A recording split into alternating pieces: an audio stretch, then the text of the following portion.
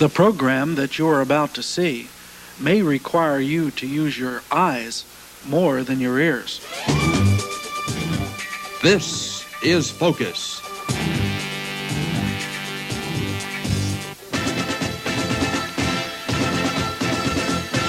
A close look at Rochester and its people. And their problems.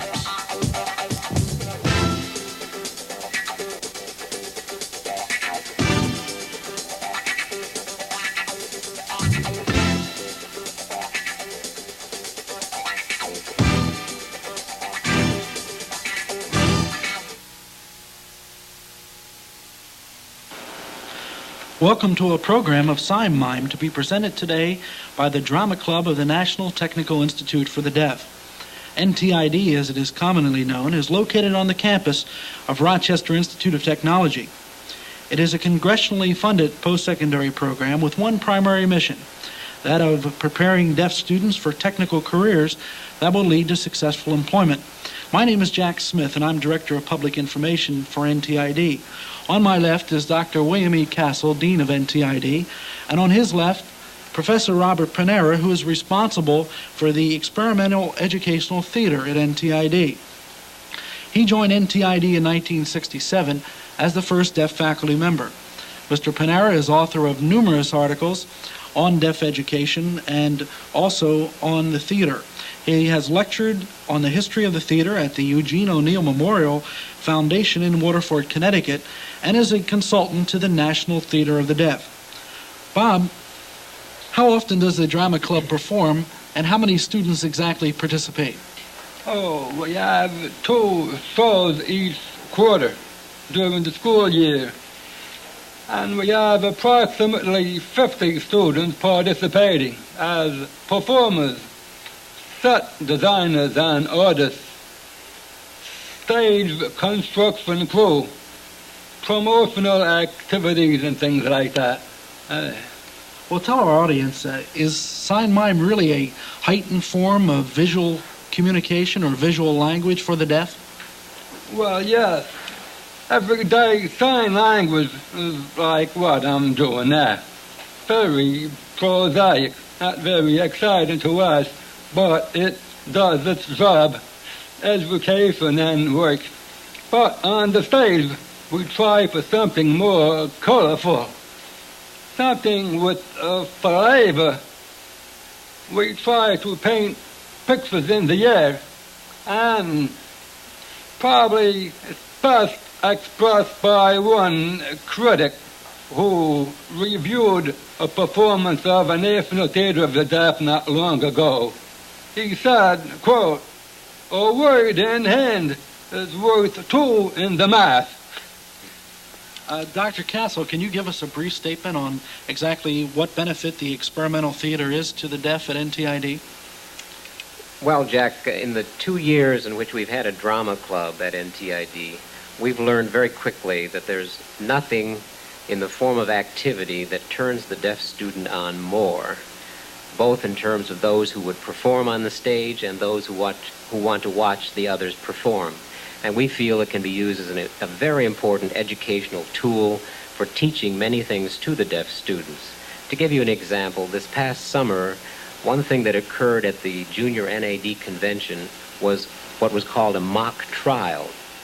And certain deaf students participated in that, certain legal authorities participated in it, and it was the use of drama for teaching the deaf students about their legal rights and what would happen to them in court scenes. Very good. Can you set the stage for the performance today and tell us what 3 selections are being presented? Yes, we have 7 deaf students with us this afternoon who are going to perform sections from the Spoon River Anthology by Edgar Lee Masters. One young fellow is going to do the Jabberwocky, which is from Lewis Carroll's Alice in Wonderland. And then we have a series of haikus from an anthology of Japanese literature. Well, we hope the audience will truly enjoy this great visual experience.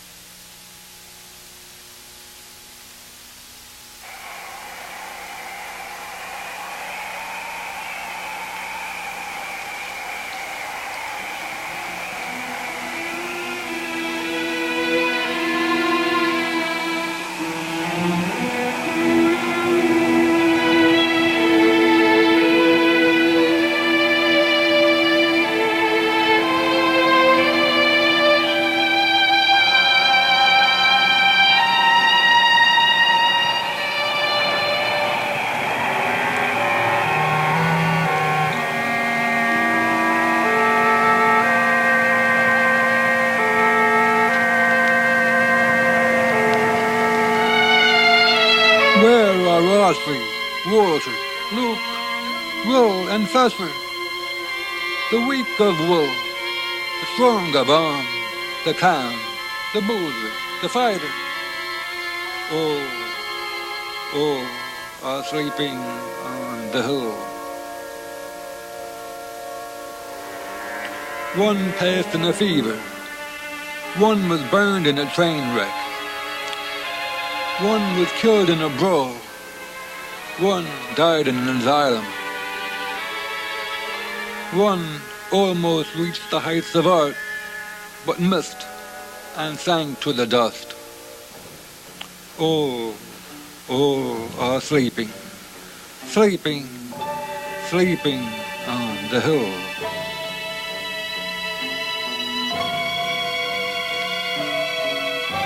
Where are Ollie, Kate, Amanda, and Edith?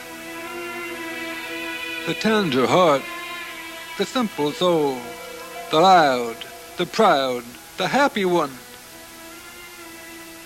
All are sleeping on the hill.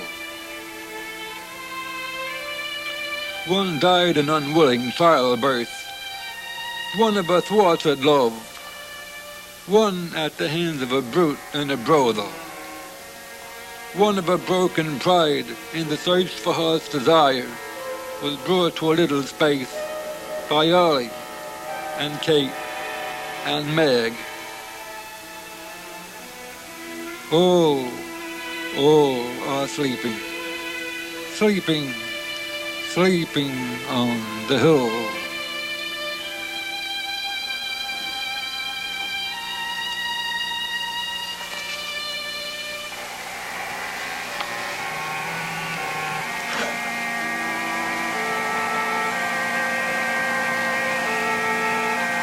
Have you seen, walking through the village, a man with downcast eyes and haggard face? That is my husband, who by secret cruelty never to be told, robbed me of my youth and my beauty. Until at last, wrinkled and with yellow teeth, and with broken pride and shameful humility, I sank into the grave. But what think you know that my husband's heart? The face of what I was, the face of what he made me. These are driving him to the place where I lie. In that, therefore, I am avenged.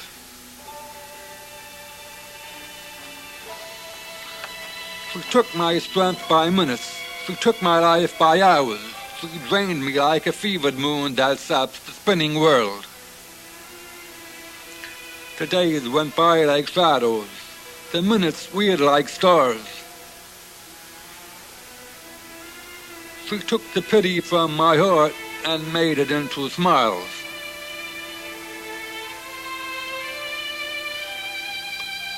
She was a hunk of sculptor's clay. My secret thoughts were fingers.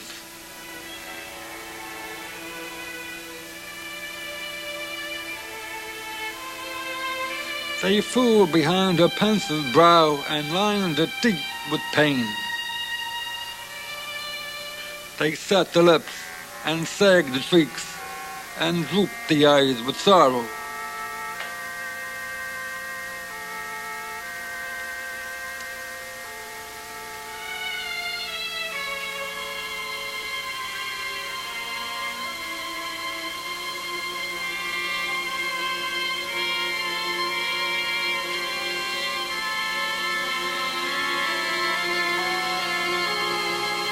My soul had entered in decay, fighting like seven devils.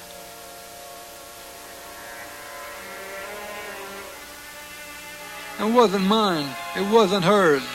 She held it, but its struggles modeled a face she hated, and a face I feared to see.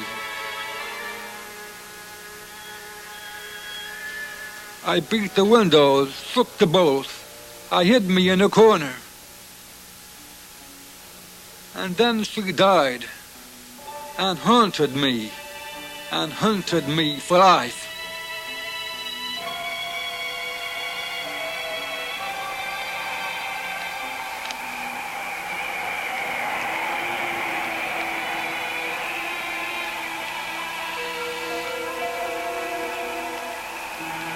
I belonged to the church and to the party of prohibition. And the villagers thought I died of eating too much watermelon. But the truth is, I had cirrhosis of the liver. Because at every noontime for 30 years, I slipped behind the prescription partition in Trainer's drugstore.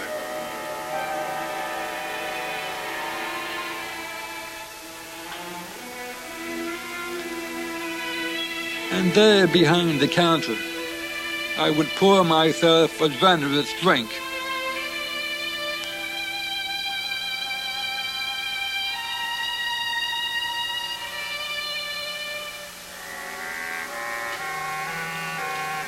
From the bottle marked Spiritus Frumenti.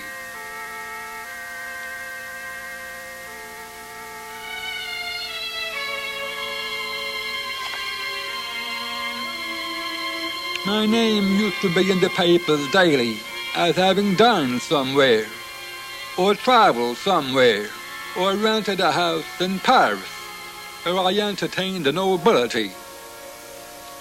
I was forever eating, or traveling, or taking the cure at Baden-Baden. Now I am here to do honor to Spoon River, here beside the family whence I sprang. What? No one cares now where I dined, or lived, or whom I entertained, or how often I took the cure at Baden-Baden.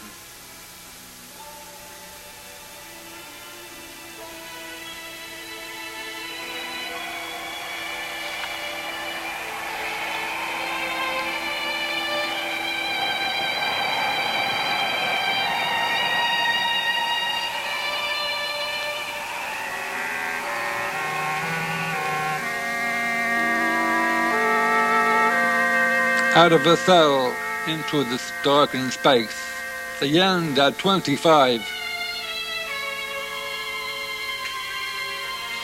My tongue could not speak what stirred within me, and the village thought me a fool. Yet, at the start, there was a clear vision, a high and urgent purpose in my soul, which drove me on, trying to memorize the Encyclopedia Britannica.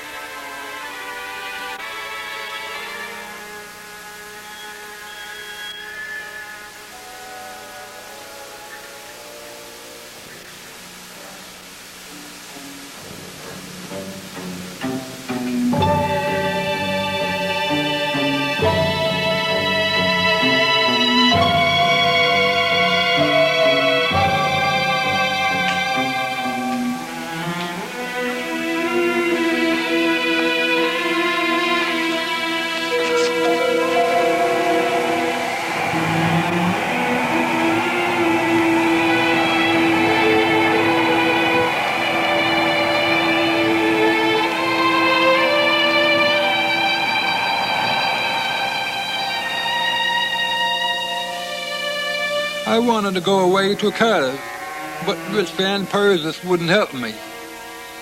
So I made gardens and raked the lawns and bought John Alden's books with my earnings and toiled for the very means of life.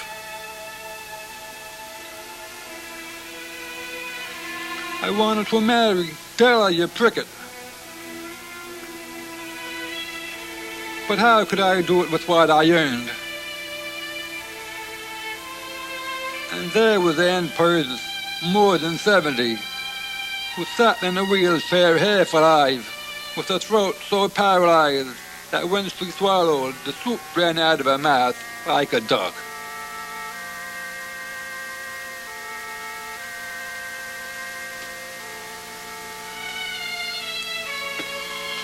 A government yet, investing her income in mortgages, fretting all the time about her notes and rents and papers.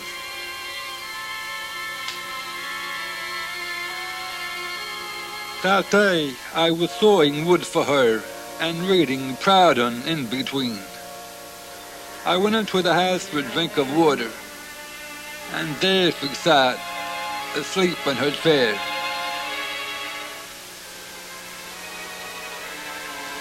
The text by Proudhon was lying on the table, and a bottle of chloroform on the book, which sometimes used for an aching tooth.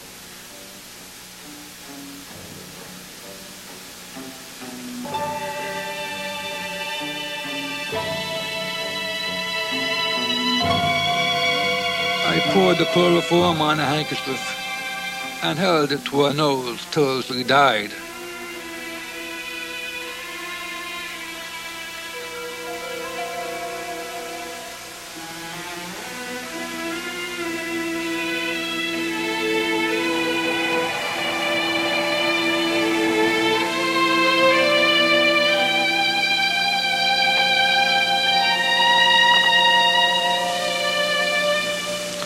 Oh, Delia, Delia.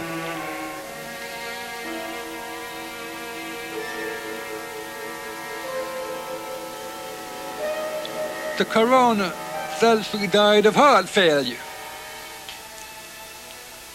I took all her dough and married Delia and soaked on you, Spoon River.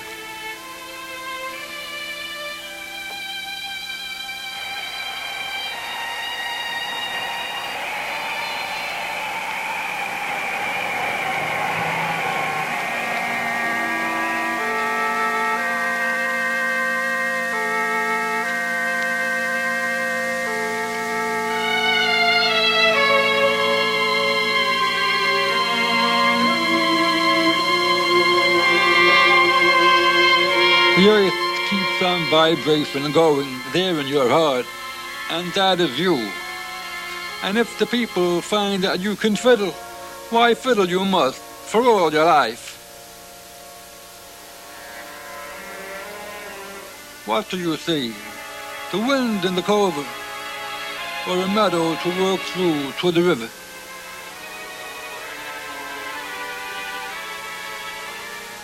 Or maybe you hear the rustle of skirts like all the girls when dancing at Little Grove.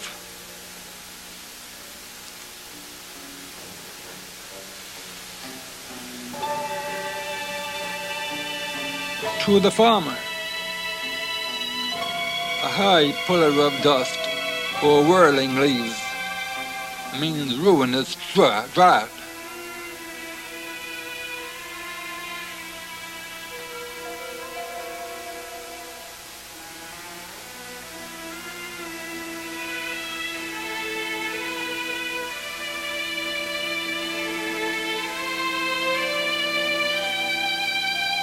The same thing to me always looks like red-headed Sammy, stepping it off to Torvalor.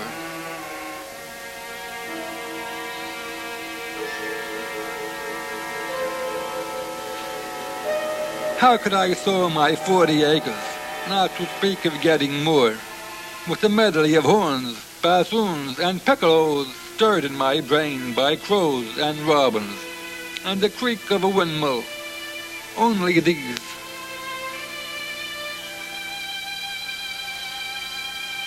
And I never started to plow in my life that someone didn't stop by in the road and take me away to a dance or picnic with my fiddle tuned and under my arm.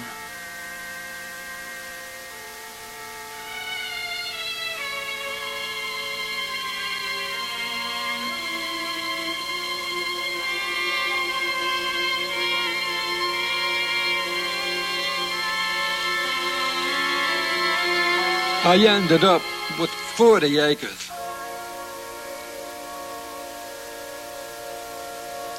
I ended up with a broken fiddle.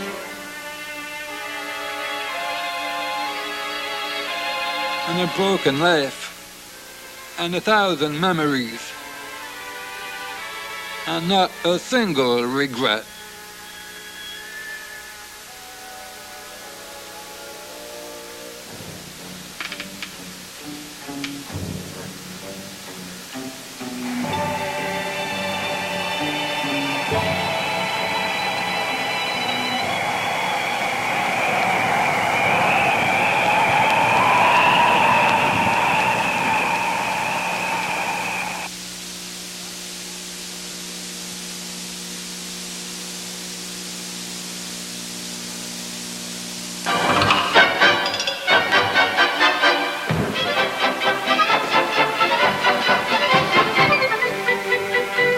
Jabberwocky. 'Twas brillig and the flighty toads did gyre and gimble in the wave. Old Mimsy with the borogoves and the moon wraiths at grabe. Beware the Jabberwock, my son, the draws that bite, the claws that catch. Beware the drub bird and sun, the fruminous bands of snatch.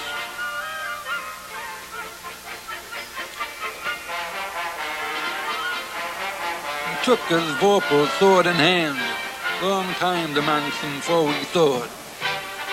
So rested he by the tum-tum tree and stood a while in thought.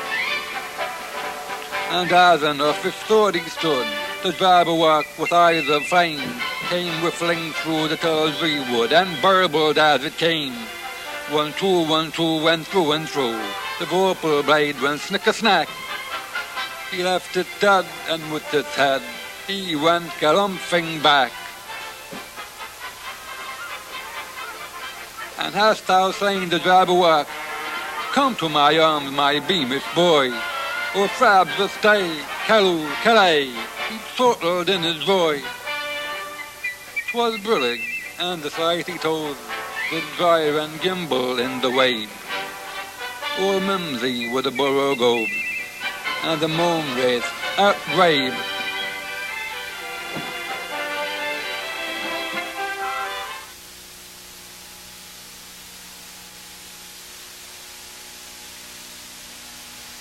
Fireworks ended, and spectators gone away. Ah, how fast and dark.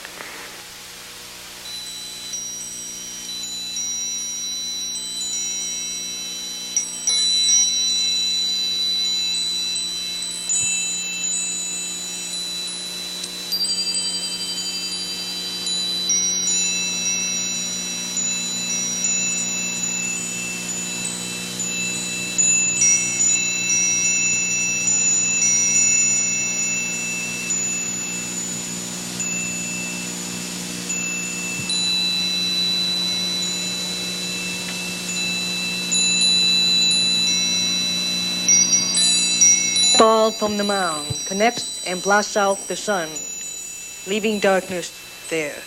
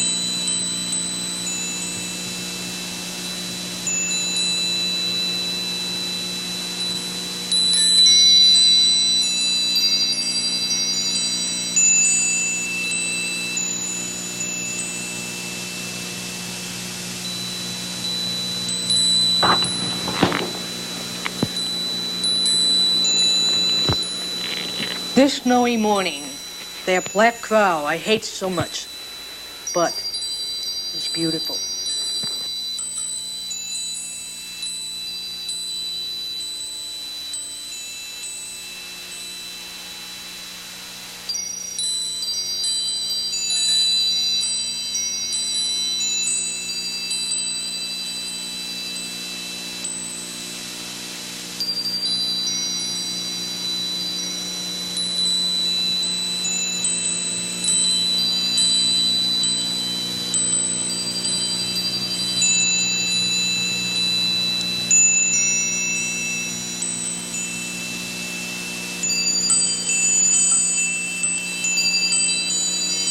Ah, my forest hut, where the friendly woodpecker knocks at door and post.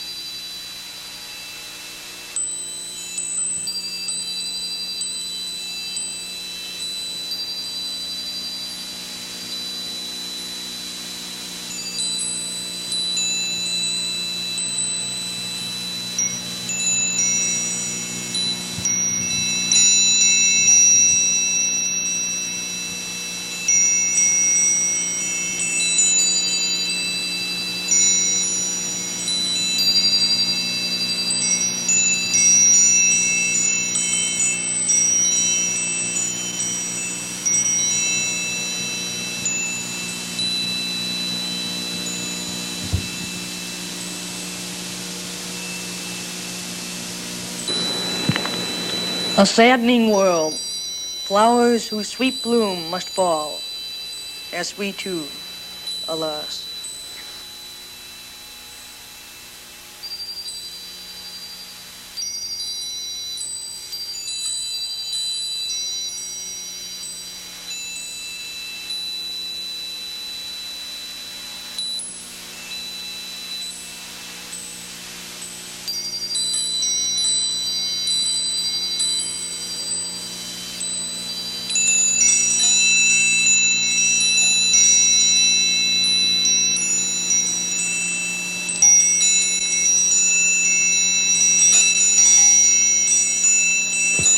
On the last long road, when I fall and fail to rise, I'll bed with flowers.